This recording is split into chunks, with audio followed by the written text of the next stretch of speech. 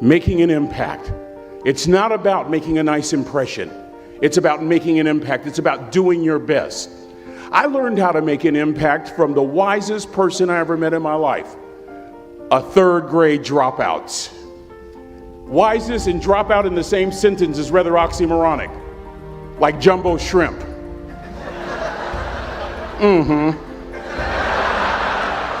Like fun run. Ain't nothing fun about it. Like Microsoft Works. Y'all don't hear me.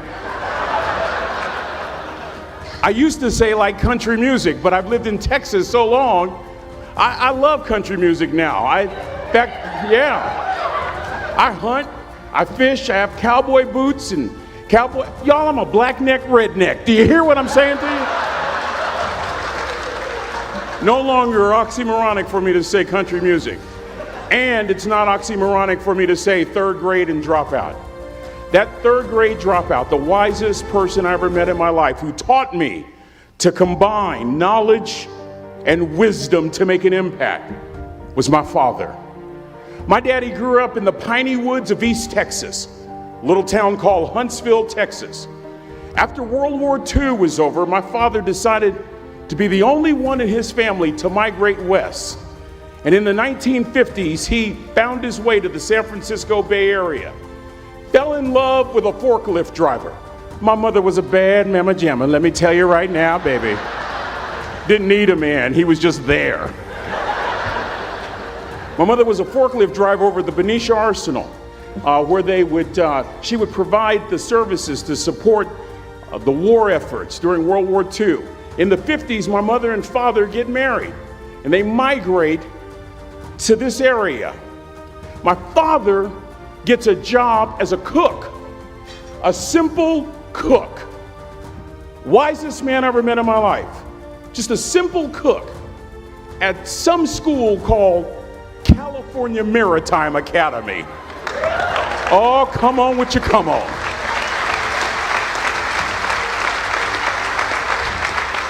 You have no idea how thrilled I am to be here. This is so emotional. This may be my favorite speech of all time because y'all are my family. I can't wait to take a picture with you.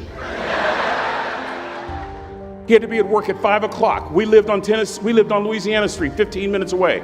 My mother said for nearly 30 years, my father left the house at 3:45 in the morning. One day she asked him, "Why, Daddy?"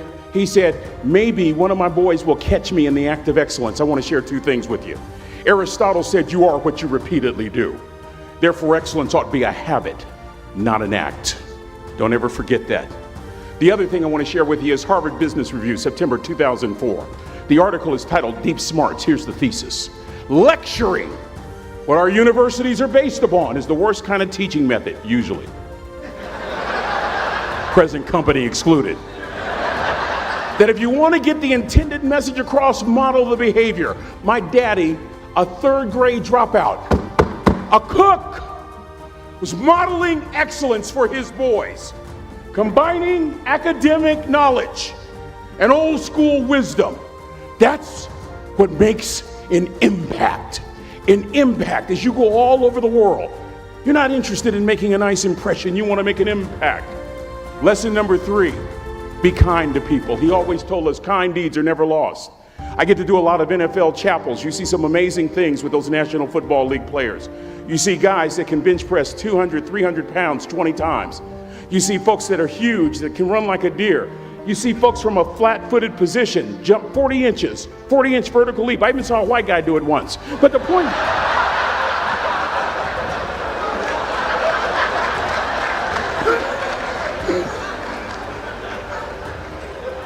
You know what stops me in my tracks?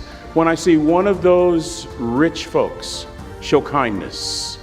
It literally stops the world. George Washington Carver said, "When common people do common things in uncommon ways, they command the attention of the world." I just described your grandmother. I know you're tough. I know you're seaworthy, but always remember to be kind. Always. Don't ever forget that. Never embarrass mama. Yeah. If mama ain't happy, ain't nobody happy. If daddy ain't happy, don't nobody care. But you know, I'm trying to tell you. Next lesson. Lesson from a cook over there in the galley. Son, make sure your servant's towel is bigger than your ego. I want to remind you, cadets, of something as you graduate. Ego is the anesthesia that deadens the pain of stupidity. Y'all might have a relative in mind you want to send that to. Let me say it again. Ego is the anesthesia that deadens the pain of stupidity. Pride is the burden of a foolish person. You'll never be a great shipmate. You'll never be a great executive. You'll never be a great teammate if it's all about you. You'll never be a great supervisor or council person if it's all about you. You'll never be a great staff member if it's all about you. Rather, make sure that servant's towel is always big. On President Cropper's bookshelf, in his bookshelf, he has every book from Plato's Republic to Lessons in Leadership by Coach Wooden. John Wooden coached basketball at UCLA for a living, but his calling was to impact people. And with all those national championships, guess what he was found doing in the middle of the week? Going into the cupboard, grabbing a broom, and sweeping his own gym floor. You want to make an impact? Find your broom. Every day of your life, you find your broom. You grow your influence that way. That way you're attracting people so that you can impact them. Final lesson. Son, if you're going to do a job, do it right. I don't have to tell you all that, Cal Maritime, and I know grammatically that's not correct. It ought to be do it well, but I like that old school ghetto kind of do it the right way. I'm thinking about a little boy in Los Angeles. All he wants to do is play Little League Baseball. His mother can't even afford to buy him a glove. And he eventually plays Little League, and he's really good. And he's so good he gets a scholarship to Cal Poly San Luis Obispo. And he's so good he gets drafted by the San Diego Padres. And he's so good he helps the St. Louis Cardinals win a World Series. 12 years ago, when Ozzie Smith walked into the Hall of Fame, he said during his induction speech, and in part I quote word for word, he said, I've always been told how average I can be.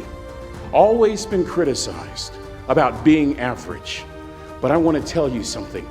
I stand here before you, before all of these people, not listening to those words, but telling myself every single day to shoot for the stars, to be the best that I can be. Good enough isn't good enough if it can be better. And better isn't good enough if it can be best. That's the California Maritime way. Good enough isn't good enough if it can be better. Better isn't good enough if it can be best. Let me close with a very personal story that I think will bring all this into focus. Wisdom will come to you in the unlikeliest of sources, a lot of times through failure. When you hit rock bottom, remember this. While you're struggling, rock bottom can also be a great foundation on which to build and on which to grow. I'm not worried that you'll be successful. I'm worried that you won't fail from time to time. Person that gets up off the canvas and keeps growing, that's the person that will continue to grow their influence. Back in the 70s, to help me make this point, let me introduce you to someone. I met the finest woman I'd ever met in my life. Back in my day, we'd have called her a brick house. I was going to that great academic institution in the north, Chico State. Y'all don't know what I'm talking about. Probably studying really hard. Let me just put it to you like this. I haven't always been a preacher, if you understand what I'm saying. This woman was the finest woman I'd ever seen in my life. There's just one little problem. Back then, ladies didn't like big old linemen. The Blind Side hadn't come out yet. They like quarterbacks and running backs. Any former quarterbacks or running backs here? Raise your hands. Why, a couple of you? Punks. Anyway, so we're at this dance, and I find out her name is Trina Williams from Lompoc, California, and we're all dancing, and we're just excited. And I decide in the middle of dancing with her that I would ask her for her phone number. Trina was the first one. Trina was the only woman in college who gave me her real telephone number. The next day, we walked to Baskin & Robbins ice cream parlor. My friends couldn't believe it. This has been 40 years ago, and my friends still can't believe it. We go on a second date, and a third date, and a fourth date. We drive from Chico to Vallejo so that she could meet my parents. My father meets her. My daddy, my hero, he meets her, pulls me to the side and says, "Is she psycho?" But anyway, we go together for a year, 2 years, 3 years, 4 years. By now, Trina's a senior in college. I'm still a freshman, but I'm working some things out. I'm so glad I graduated in 4 terms. Nixon, Ford, Carter, Reagan. So now it's time to propose. So I talked to her girlfriends, and it's California, it's in the 70s, so it has to be outside. Have to have a candle, and you have to have, some chocolate. And listen, I'm from the hood. I had a bottle of Boone's Farm wine. That's what I had. She said yes. That was the key. I married the most beautiful woman I'd ever seen in my life. Y'all ever been to a wedding, and even before the wedding starts, you hear this? How in the world? And it was coming from my side of the family.